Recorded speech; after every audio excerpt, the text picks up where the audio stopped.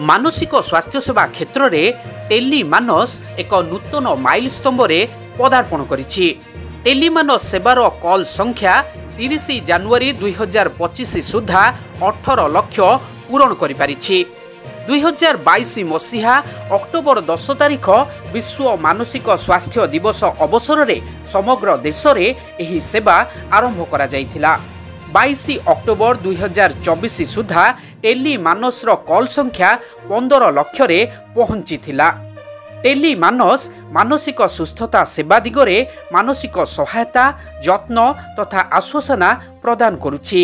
एही सेवा 144116 helpline number रे सबु समय रे उपलब्ध रहिछि।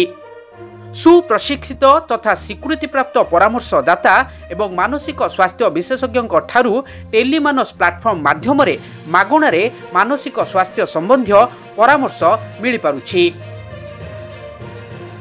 मानसिक चाप, अवसाद, परीक्षा संपर्कीय भय, छानिया तथा निजको क्षति पहुंचैला परी विभिन्न मानसिक स्वास्थ्यजनित समस्यार परामर्श जी केही भी घरे बसी कॉल माध्यम रे पाई पारुछंती।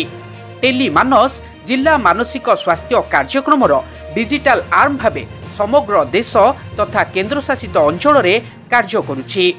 राष्ट्रीय टेली मानसिक स्वास्थ्य कार्यक्रम तथा स्वास्थ्य और परिवार कल्याण विभाग ओडिशा तरफरु आम राज्य रे मध्य एने व्यापक सचेतनता सृष्टि करा जाउछि। Bureau report भंजदूत।